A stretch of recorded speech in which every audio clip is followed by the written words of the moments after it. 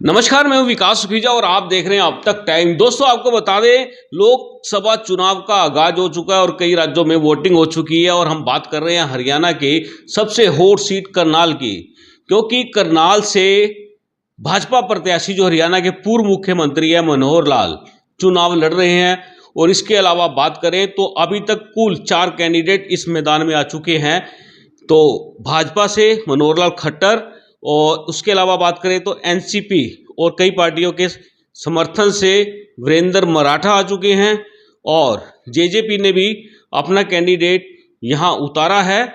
और उसके अलावा बात करें तो कांग्रेस की तरफ से कांग्रेस के जो युवा हरियाणा अध्यक्ष है दीपांशु बुद्धि राजा को मैदान में उतारा है। जैसे ही उनके नाम की घोषणा होती है तो कई तरह के मामले सामने आ जाते हैं, जिसमें से एक मामला सामने आया था कि कोर्ट के भगोड़े का मामला सामने आया था और इस खबर को सबसे पहले प्रकाशित भी हमने किया था। दोस्तों, इस पूरे मामले की आपको पूरी सच्चाई बता देते हैं, आखिरकार ये मामला क्या है। हालांकि बुद्धि राजा का साफ तौर पर कहना है कि उनके खिलाफ कई मामले दर्ज किए गए और ये भी राजनीति से प्रेरित मुकदमे दर्ज किए गए हैं और वो इसकी बिल्कुल भी परवाह नहीं करते हैं। अब दोस्तों, ये मामला जो चल रहा है जिसमें कभी भी किसी भी समय दीपांशु बुद्धि राजा की गिरफ्तारी हो सकती है, तो ये मामला कौन सा है, पूरी जांच छानबीन करने के बाद आपको बता दें, ये एक मामला दर्ज कराया था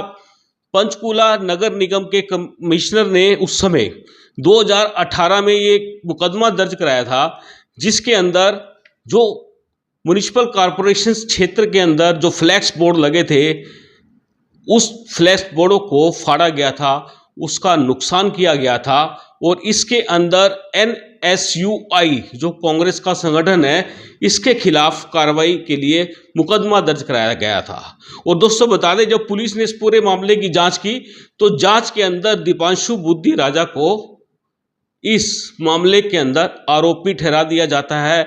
मामला कोर्ट में चला जाता है। कोर्ट में जाने के बाद आज तक दीपांशु बुद्धि राजा जो कागज बोलते हैं, जो डॉक्यूमेंट्स बोलते हैं, ये कोर्ट में पेश नहीं हुए और इसके बाद पीओ करार दे दिया गया और कोर्ट की कार्रवाई के अनुसार एक पीओ का मुकदमा भी पंचकुला में दर्ज करा दिया जाता है। अब दोस्तों, इस पूरे मामले को लेकर मेरे साथ जुड़ रहे हैं करनाल के जाने माने अधिवक्ता हैं रजनीश बत्रा जी। उनसे जानते हैं ये पूरा मामला क्या है और इसको किस नज़र से देखते हैं। और इसमें जो बड़ा सवाल जो उठ के आएगा, क्या बुद्धि राजा की जमानत हो सकती है, क्या बुद्धि राजा गिरफ्तार हो सकते हैं, अगर गिरफ्तार हुए तो कितने दिन के लिए अंदर जाना पड़ेगा, पूरा कोर्ट का क्या प्रोसीजर रहता है, सीधी बात कर लेते हैं। सबसे पहले रजनीश जी, आपका अब तक टाइम से बहुत बहुत स्वागत है। विकास जी, आपका और आपके सभी दर्शकों को मेरा नमस्कार। और सबसे पहले जो आप मेरे से ये पूछना चाहते हैं कि ये मुकदमा वर्ष 2018 में, जिसका एफआईआर नंबर 16 है, जो 28/1/2018 को सेक्टर 14 पंचकुला के थाना में राजेश जोगपाल, जो उस समय वहाँ तत्कालीन म्युनिसिपल कमिश्नर थे, उनकी स्टेटमेंट के ऊपर ये दर्ज हुई थी, उनकी एप्लीकेशन पे ये दर्ज हुई थी, जिसमें जो दीपांशु बुद्धि राजा है उनका नाम तो नहीं था, लेकिन एनएसयूआई के नाम से ये दर्ज हुई थी। बाद में अपनी तफ्तीश में पुलिस ने दीपांशु बुद्धि राजा को इस केस में अभियुक्त बनाया था जी।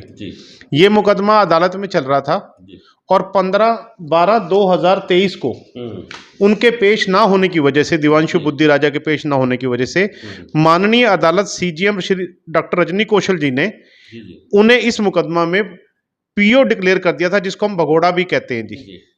और उस भगोड़ा डिक्लेयर करने के बाद पंचकुला पुलिस ने एक मुकदमा, जिसका एफआईआर नंबर 2 है, दिनांक 3/1/2024 को सेक्टर 14 के ही थाना में दीपांशु बुद्धि राजा के खिलाफ 174A में दर्ज किया है। तो रजनीश जी, इसमें जो बात है, जिस तरह से हम बिल्कुल साफ तौर पर कह सकते हैं कि कांग्रेस ने जो अपना उम्मीदवार उतारा है करनाल लोकसभा से, वो एक भगोड़े को उतारा है, ये तो बिल्कुल क्लियर बात हो चुकी है कोर्ट के ऑर्डर के अनुसार। 15/12/2023 को दीपांशु बुद्धि राजा को डॉक्टर रजनी कौशल, माननीय चीफ जुडिशियल मजिस्ट्रेट पंचकुला से, उनको भगोड़ा घोषित किया जा चुका है जी। और इस पूरे मामले को अगर बात करें तो जब से ये मुकदमा चल रहा है तब से एक बार भी ये ना तो अदालत में पेश हुए, किसी भी सम्मन को लेकर कोई सम्मन जारी किए होंगे कोर्ट ने, हर तरह से बुलाने की कोशिश भी की होगी, तो आपको लगता है कि ये पूरा मामला क्या है, नेग्लिजेंसी कहाँ तक आपको दिखाई दे रही है? नहीं विकास जी, ऐसा है, इन्होंने एक बार तो जमानत करवाई कोर्ट से, लेकिन उसके बाद ये पेश नहीं हुए। ओके। जमानत तो हुई इनकी, कोर्ट में पेश भी हुए, लेकिन बाद में कुछ डेटों पे ये पेश नहीं हुए। तो अदालत ने जो इनके वारंट कर दिए, वारंट करने के बाद भी नहीं, एक बार, दो बार, चार बार अदालत ने वारंट भेजे होंगे, नहीं आए, तो फिर कोर्ट के पास लास्ट में यही ऑप्शन बचता है कि वो उसको पीओ कर दे। पीओ करने से पहले एक कांस्टेबल जाता है, उनके दरवाजे पे एक इश्तिहार चिपका के आता है, और उसके बाद अदालत उस स्टेटमेंट, उस कांस्टेबल की स्टेटमेंट लिखती है, उसके बाद पीओ की कार्रवाई करती है। अदालत ने तो अपनी कार्रवाई पूरी की, इनको मौके भी दिए इस दौर, क्योंकि ऐसा नहीं है कि पहली तारीख पे अदालत पीओ कर देती है जी। इसके लिए भी अदालत ने कम से कम इनको कई बार मौका दिया होगा पेश होने का, कई बार इनके वारंट गए होंगे, लेकिन उस पर भी ये नहीं आए। तो अदालत के पास लास्ट ऑप्शन तो यही थी कि वो इनको पीओ कर दे, और इनकी कोई प्रॉपर्टी है तो उसको अटैच कर दे। तो प्रॉपर्टी कोई अटैच की है इसके अंदर? नहीं, अभी तक तो ऐसा इस ऑर्डर में तो नहीं है कि प्रॉपर्टी अटैच की, क्योंकि ये ऑर्डर तो 15/12/2023 का है। उसके बाद अदालत ने उसमें आगे की तारीख लगा दी। आगे की तारीख पे अदालत ने जो है एसएचओ के बयान लिख लिए, जो इनकी गैर हाजिरी में लिखे गए, 299 की हम उसको कार्रवाई कहते हैं, वो कर ली। जो मुद्दई है उसके बयान लिख लिए इनकी गैर हाजिरी में ही जी। तो इसमें पूरा आपको लगता क्या है कि जैसे इन्होंने जब ये मुकदमा कोर्ट में पहुंचा तो तब जमानत कराई, और उसके बाद इन्होंने लिंगर ऑन किया, ये बात तो क्लियर है, ये बात तो साफ तौर पर दिख रही है, जिस तरह से फिर उसके बाद कोर्ट ने इनको भगोड़ा करार दे दिया। देखिए विकास जी, देखो अदालत के आदेश की अवहेलना तो है ही इसमें जी। 174 ये तो यही कहती है ना कि अदालत के आदेश की अवहेलना है जी। अदालत ने आपको एक तारीख दे दी, और अगर आप उस तारीख पे पेश नहीं होते तो अदालत के आदेश की अवहेलना तो हो ही गई ना जी। आपने अदालत के आदेश की अवहेलना की है। तो अब बात करें कि 174A है, इसके अंदर क्या सजा है, क्या प्रावधान है, जमानत का क्या रास्ता है, क्या लगता है आपको भी कि जिस तरह से अभी दिवांशु की स्टेटमेंट आई है कि वो बिल्कुल भी जितने भी मुकदमे दर्ज किए हैं ये मनोहर लाल खट्टर सरकार ने द्वेष भावना से, राजनीतिक से प्रेरित होकर दर्ज कराए हैं, तो इसमें क्या लगता है कि इनकी जमानत होगी, नहीं होगी, गिरफ्तारी होगी, क्या पूरा प्रोसीजर क्या कहता है? विकास जी, मैं राजनीतिक आदमी नहीं हूँ, किसने क्या किया क्या नहीं किया, ये जो 174 की कार्रवाई ये माननीय अदालत द्वारा की गई है, ये अदालत के आदेश की अवहेलना के ऊपर की गई है। इसमें किसी राजनीतिक पार्टी का कोई लेना देना नहीं है, ये तो अदालत का काम है। ये बात तो बिल्कुल क्लियर है, अभी राजनीतिक कोई द्वेष है ही नहीं। 174 की जो एफआईआर कराई गई है, ये अदालत ने अदालत में ना पेश होने पर कराई है। इसमें किसी ने कोई नहीं कराई, इसमें अदालत के अलमद की तरफ से एफआईआर कराई जाती है, इसमें किसी और की तरफ से एफआईआर नहीं कराई जाती। इसका क्या रहेगा, इसका प्रोसीजर क्या रहेगा? दिवांशु बुद्धि राजा के जमानत करानी पड़ेगी उनको, क्या करना क्या पड़ेगा? क्या उच्च जो अदालतें हैं उसमें जा सकते हैं, हाई कोर्ट की बात करें वहां जा सकते हैं, या सेशन में जाना पड़ेगा, या लोअर में ही जाना पड़ेगा? क्या लगता क्या आपको? विकास जी, ऐसा है, जो 174 का अपराध है ये गैर जमानती अपराध है, नॉन बेलेबल ऑफेंस है। इसमें 3 साल से लेकर 7 साल तक की सजा का प्रावधान है। अब रही बात इसकी कि जमानत कहाँ से होगी, जमानत तो जो है ना जी कहीं से भी हो सकती है। जमानत तो वैसे तो ट्रायल कोर्ट का ये निचली अदालत का मुकदमा है, अगर वो निचली अदालत में सरेंडर करते हैं तो निचली अदालत को अख्तियार है कि उनकी जमानत का फैसला करे। अगर वो बाहर से बाहर अपनी कोई बेल कराना चाहते हैं तो उसके लिए माननीय सेशन कोर्ट या हाई कोर्ट उनको जाना पड़ेगा जी। मतलब एंटीसिपेटरी करवा सकते हैं, प्रावधान है इसका? हाँ जी, हाँ बिल्कुल करवा सकते हैं जी। एंटीसिपेटरी का रास्ता दोनों के लिए, सबके लिए खुला है जी। एंटीसिपेटरी सेशन कोर्ट से भी हो सकती है, हाई कोर्ट से भी हो सकती है जी। तो अगर मान लो ये मामला अगर ये एंटीसिपेटरी नहीं करवाते हैं या गिरफ्तारी हो जाती है, क्या लगता है, क्योंकि चुनाव चल रहे हैं जी? देखो, पुलिस को पूरा अख्तियार है जी कि वो इनको गिरफ्तार कर सके। पुलिस को जो है 174 कोई भी नॉन कॉग्निजेबल ऑफेंस के अंदर पुलिस जो है इनको किसी भी समय गिरफ्तार कर सकती है, और एफआईआर दर्ज है। अगर अदालत का कोई आदेश नहीं आता तो पुलिस के पास पूरे अख्तियार है कि उनको गिरफ्तार कर ले। उसके बाद काम अगला अदालत का है कि वो उनको अदालत में पेश करें। उसके बाद अदालत देखेगी कि उनको जमानत देनी है नहीं देनी, 2 दिन अंदर भेजना है, 4 दिन भेजना है, 10 दिन भेजना है, ये काम अदालत का है। तो आपको क्या लगता है कि अंदर जाएंगे या नहीं जाएंगे, क्या हो पाएगा? ऐसे विकास जी, मैं इस पे कोई टिप्पणी नहीं कर सकता, क्योंकि ये काम अदालत का है, तो ये काम अदालत पे ही छोड़ दिया जाए। पुलिस का काम है उनको ले जाके उनको अरेस्ट करके और अदालत में पेश करना। उसके बाद उनके वकील अगर जमानत की दरखास्त लगाते हैं तो अदालत उस दिन फैसला करे, 2 दिन बाद फैसला करे, 4 दिन बाद फैसला करे, ये अदालत का काम है जी। मतलब एक बात कर सकते हैं हम कि गिरफ्तारी की जो तलवार है वो तो लटकी रही है। हाँ जी, हाँ, गिरफ्तारी की तलवार बिल्कुल लटकी हुई है जी। और आम आदमी के साथ यही होता है, जो पुलिस एफआईआर दर्ज करती है तो उसको पकड़ के अदालत में पेश करती है जी।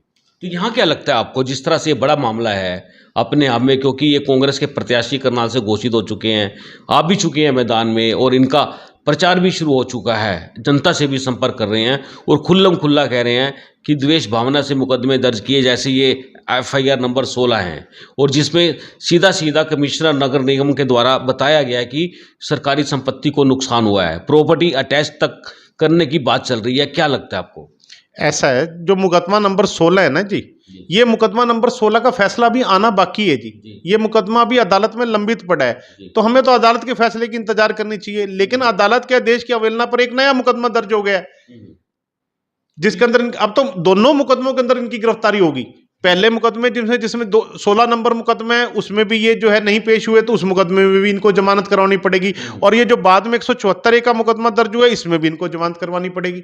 रजनी जी, इस पे एक बड़ा सवाल उठ जाता है, लोगों का भी सवाल आएगा, क्योंकि जब ये हम बातचीत कर ही रहे हैं, लोग देख रहे हैं इस बात को, लोगों का सवाल भी ये आ सकता है कि राजनीतिक है, इसमें चुनाव चल रहे हैं लोकसभा के, और नॉमिनेशन के टाइम या नॉमिनेशन से पहले कहीं इसकी गिरफ्तारी हो जाती है दीवांशु की, तो अंदर भी जाना पड़ सकता है। तो क्या हो सकता है, क्या लगता है कि जो प्रतिद्वंदी है, क्योंकि सीधी सीधी बात करें तो सरकार से टक्कर लेने वाली बात है, क्योंकि पूर्व मुख्यमंत्री खुद मैदान में हैं और भाजपा की यहाँ पर आपको मालूम है सरकार है अलायंस के साथ, क्या लगता है आपको? ऐसा है जी, लगने ना लगने का तो कोई प्रश्न ही नहीं है जी। अब तो ये है कि अदालत ने एक FIR दर्ज कराई हुई है, अदालत कानून अपना काम करेगा जी। अगर कोई आदमी दोषी है या ना दोषी है, तो इसका फैसला तो अदालत करेगी। लेकिन आज की तारीख में यही है कि भी पुलिस इनको गिरफ्तार कर सकती है, गिरफ्तार करके अदालत में पेश कर सकती है। अदालत इनकी जमानत करे ना करे, अदालत का काम है जी। मुकदमा चलेगा जी, जो फैसला होगा जी उसका हर एक को मानने होगा जी। जी, मेरा सवाल था कि डम्मी कैंडिडेट, अगर भाजपा को लगा कि ये डम्मी है, आगे नहीं बढ़ पा रहा है, तब कहीं ना कहीं इस पूरे मामले को छेड़ा नहीं जा सकता, और लगा कहीं भाजपा को कि ये मामला जो कैंडिडेट जिसको डम्मी कह रहे हैं ये हैवी वेट पड़ रहा है, भारी पड़ रहा है, तब कानूनी कार्रवाई हो सकती है इनके खिलाफ। देखिए जी, ये तो राजनीतिक प्रश्न है जी। एक राजनीतिक प्रश्न का तो मैं जवाब नहीं दूंगा, लेकिन कार्रवाई इनके खिलाफ हो सकती है जी। कार्रवाई तो दोनों सूरत में हो सकती है, सरकार चाहे तब भी हो सकती है और सरकार ना चाहे तब भी हो सकती है, क्योंकि ये तो पुलिस कार्रवाई तो पुलिस ने करनी है और अदालत के आदेश पे करनी है जी। रही बात डम्मी कैंडिडेट की, तो ये तो मैं नहीं, ये तो सारा शहर ही कह रहा है कि वो डम्मी है जी।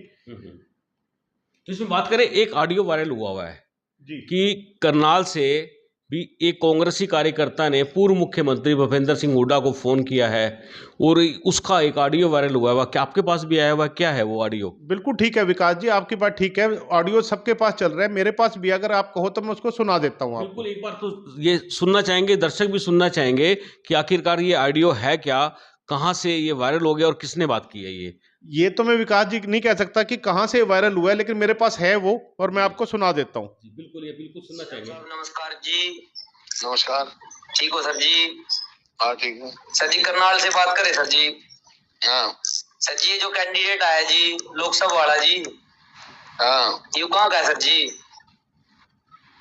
तुम्हें पता होगा भाई, मैंने क्या फिर। सर जी, कैंडिडेट तो कांग्रेस का ही आया जी, हम भी कांग्रेस के बंदे बोल रहे जी।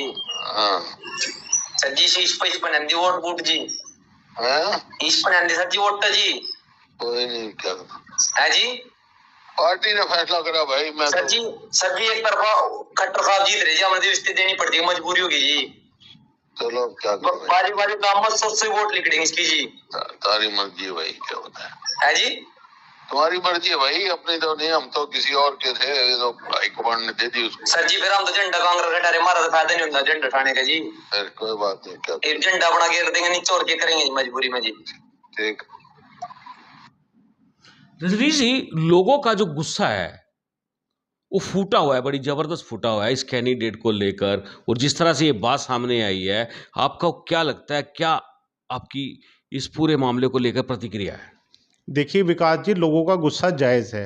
लोग बाहरी कैंडिडेट नहीं चाहते थे, लेकिन फिर भी उन पे बाहरी कैंडिडेट थोपा गया। अब निर्णय जनता करेगी कि उसे क्या अच्छा लगता है और क्या बुरा लगता है, कौन ठीक है और कौन गलत है। इसका निर्णय तो अब जनता करेगी। जनता जनार्दन है इस लोकतंत्र के अंदर, अब उसको ही फैसला करना है कि भी कौन ठीक है और कौन गलत है। अगर वो बाहरी को बनाना चाहती है तो बाहरी को बनाएगी, नहीं फिर जैसे जनता करेगी जी कर लेगी जी। वैसे एक बात है दोस्तों, क्लियर बात कर दें तो हमेशा करनाल में तकरीबन अगर इतिहास देखा जाए तो बाहरी बनते आए हैं, तो इस बार तो खैर करनाल जिले से भी जो वीरेंद्र मराठा हैं वो उन्होंने भी ताल ठोकी है, उसके अलावा और भी कई कैंडिडेट आएंगे, तो भारी का मुद्दा रहेगा आपको लगता है? देखिए जी, बाहरी का मुद्दा तो रहेगा, बाकी जनता की अदालत है जी, अदालत में जो जनता फैसला सुनाएगी वो सबको स्वीकार ही होगा जी। चलिए, आपने मुझसे बात की, बहुत धन्यवाद। धन्यवाद आपका विकास जी। बिल्कुल दोस्तों, आपको बता दें ये मामला एकदम से पूरी तरह से खुलकर सामने आ रहा है और इस परतें हैं इसकी, वो हम भी लगातार खोलते रहेंगे और आपको हर खबर से रूबरू कराते रहेंगे। दोस्तों, हम चाहेंगे इस खबर को ज़्यादा से ज़्यादा शेयर कर देना। आप देख रहे हैं अब तक टाइम्स, मैं हूं विकास सुखीजा। नमस्कार, जय हिंद, जय भारत।